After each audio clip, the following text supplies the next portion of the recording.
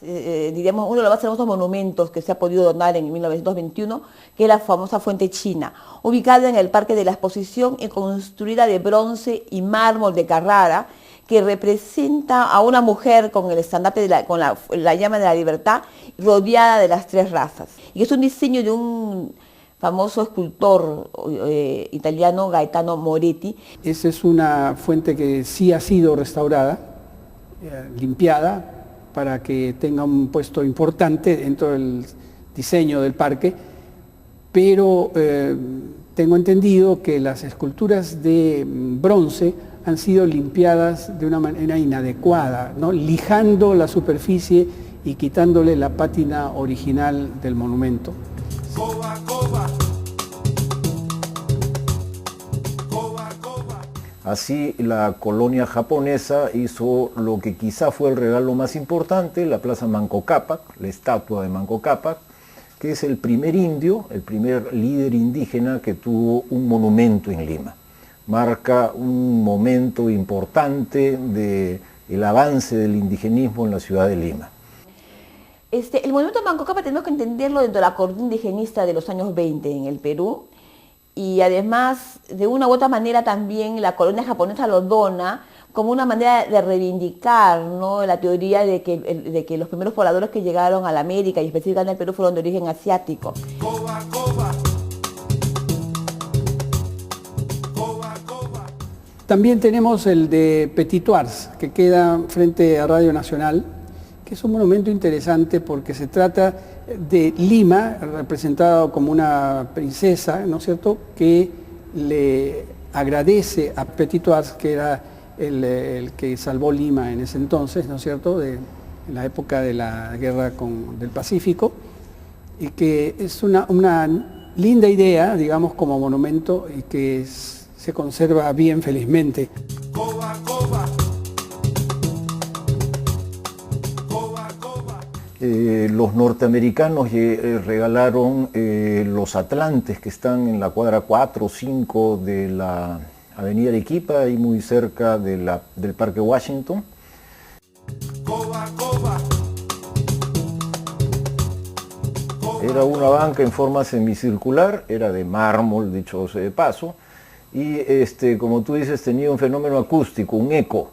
Hablabas a un lado y rebotaba al otro. Muchas parejas iban ahí a jugar, digamos, un poco, ¿no? A decirte te quiero a un lado y que suene fuerte al otro lado.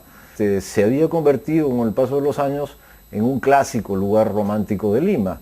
Y de una manera inexplicable, el alcalde Castañeda, al modernizar el Parque Washington, ha hecho retirar la banca de mármol, ¿no? No sé por qué, quizá porque era de mármol, pero el caso es que ha desaparecido.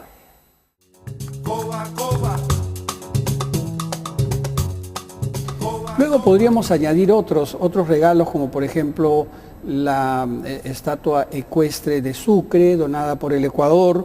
Algunas estatuas son fruto de una época en la que había un esfuerzo por combinar patrones estéticos europeos con algunas ideas indigenistas. Entonces, por ejemplo, tienes el trabajo de un escultor llamado Piqueras Cotolí, que era de origen español, pero que intentó hacer un estilo neoperuano, llamaba él, que era como la combinación, ¿no?, de algunos patrones estéticos de cánones europeos, cánones clásicos occidentales, e introducirles algunos elementos ornamentales de la estética de la iconografía andina. Entonces, muchas de las estatuas de esta época, Manco Cápac, pero también, por ejemplo, Sucre también es de esta época, la estatua ecuestre de Sucre, tiene en el soporte, en el basamento, una serie de iconografía de origen andino, de origen prehispánico, y estaban entonces los artistas de la época explorando, buscando hacer una fusión, como digo, entre cánones europeos e iconografía prehispánica.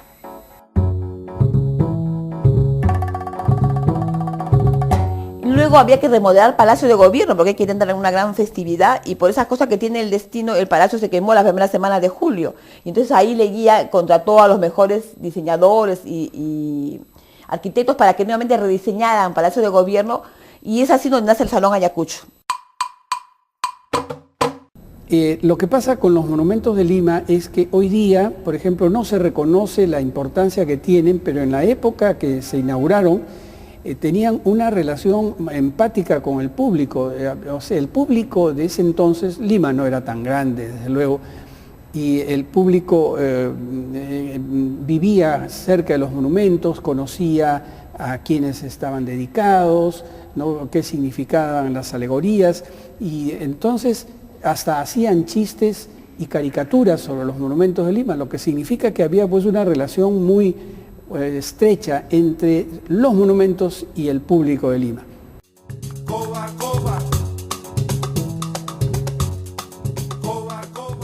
Si nosotros queremos conservar Lima, tenemos que poner sumo cuidado en sus monumentos, porque son piezas únicas de mucho valor que la gente muchas veces no comprende, ¿no?, el valor que tiene y el cuidado que merecen estos monumentos. Coba, coba. Claro, o sea, Lima estaba saliendo de ser una ciudad pequeña, más bien provinciana, con pocos atributos de ciudad moderna, a transformarse en una urbe contemporánea. Entonces, primero se hicieron grandes avenidas públicas, se derribaron las murallas y sobre las antiguas murallas apareció un anillo externo a la ciudad. Este es Alfonso Ugarte, Paseo Colón, Alameda Grau. Entonces aparece un anillo externo a la ciudad y de ahí para adelante hacia el sur viene la extensión de la ciudad con grandes avenidas, Arequipa, Salaverry, Brasil, y comienza pues la urbanización. Es la época del reinado del automóvil, habían llegado ya los autos, el transporte público, de tal manera que la ciudad se expande. Y dentro de esa expansión Leguía concibe que incorpore monumentos públicos, que incorpore espacios públicos que refuercen pues la identidad, que refuercen el sentido de pertenencia a una urbe que se estaba modernizando.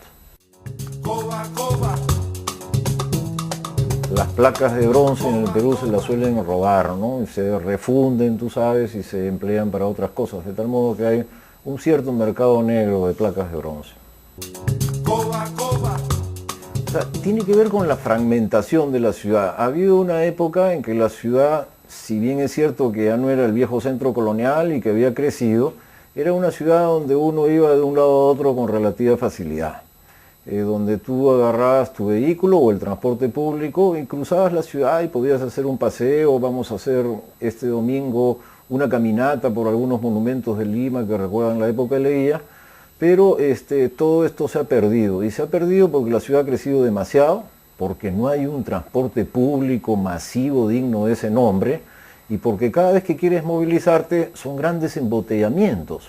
Entonces la gente, bueno, puede tener su carro, pero no quiere salir. Nadie quiere ir al centro de Lima, hacer un paseo. Es un infierno. Coba, coba. Fue derribado, lamentablemente también.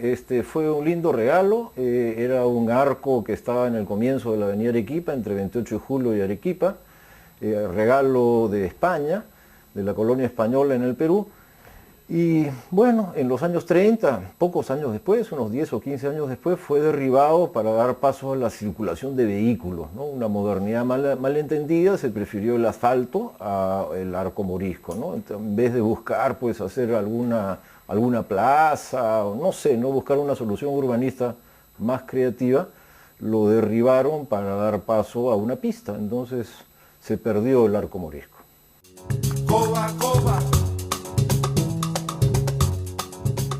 Esta obra morisca lo que intenta es representar el tránsito entre una Lima antigua y una Lima moderna, y es la apertura a todos los barrios que se marchan hacia el Pacífico Sur, hacia el sur.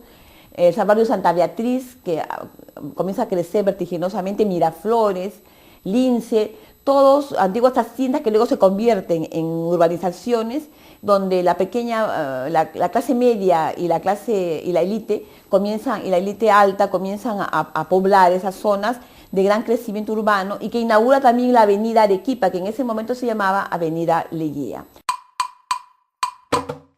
La verdad es que la municipalidad, las municipalidades de ciertos distritos no se preocupan por restaurar y limpiar sus monumentos y cuidarlos sobre todo. Se ha visto, por ejemplo, el caso de del parque de la reserva, de todo lo que es lo que forma parte de lo que era la cabaña, ¿no? La cabaña, donde han desaparecido monumentos y nadie ha dicho nada. O sea, las autoridades se han hecho las desentendidas completamente. La gente pasa por los monumentos y no sabe pues de qué se trata, y es más, en muchos casos los mutilan, los llenan de grafitis y no hay idea de que, no tienen idea de que eso es un patrimonio riquísimo de la ciudad que debíamos conservar y respetar para las futuras generaciones, ¿no?